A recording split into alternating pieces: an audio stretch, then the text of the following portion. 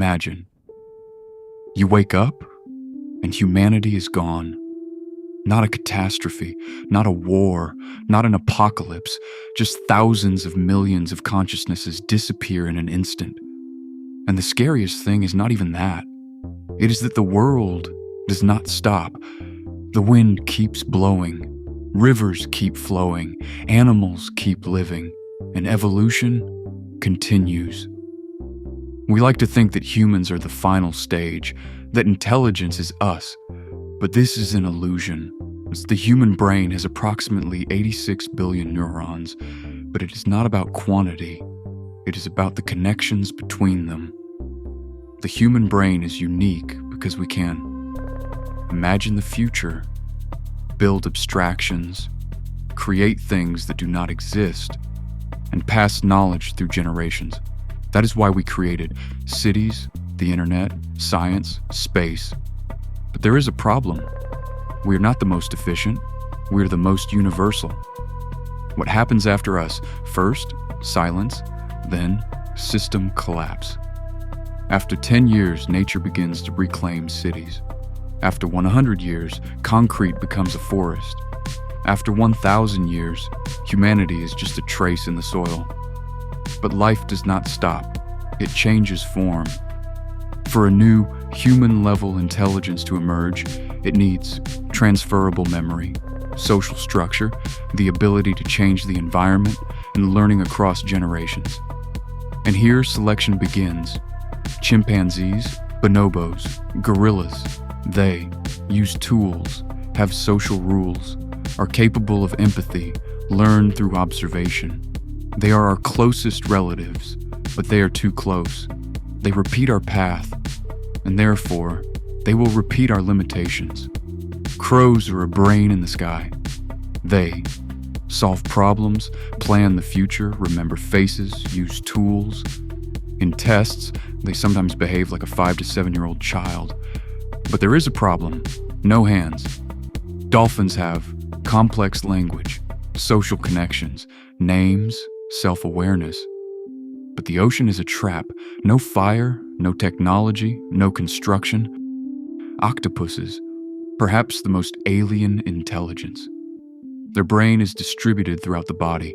They literally think with their arms. They solve problems, open mechanisms, learn through experience. But they have a short lifespan. Elephants remember for decades, have emotional bonds, mourn the dead. This is almost culture. But the pace of change is too slow. And now the most underestimated, rats.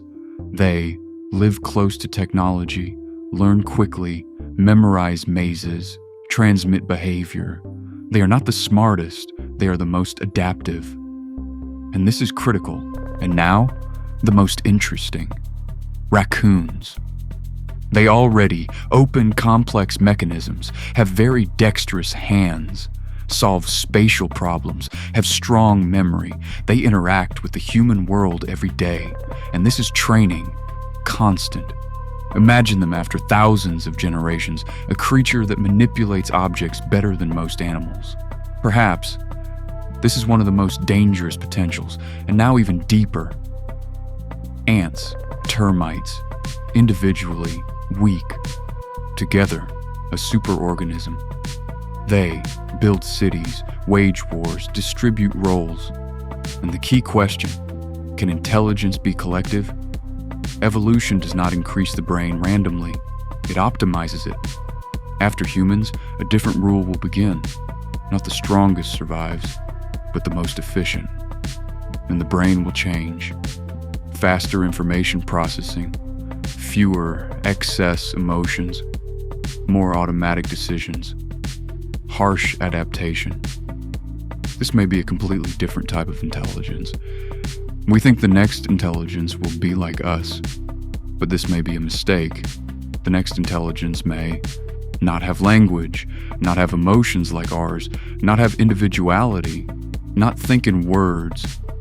It will simply function. And when it finds our ruins, our cities, our bones, it will ask the same question. Who was before us? And maybe it will make the same mistake we did. Evolution has no final stage. It does not create better beings. It creates those who survive. And we were just one of such experiments.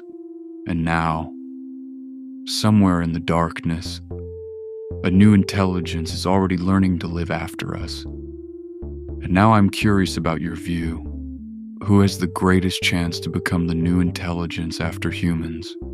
Raccoons, rats, crows, dolphins, primates, or something completely different? Write your opinion in the comments. I am really interested in how you see it. And if you like these kinds of stories about evolution, the brain, and the future of Earth, subscribe to the channel and leave a like, because maybe this is not even the beginning of the real story.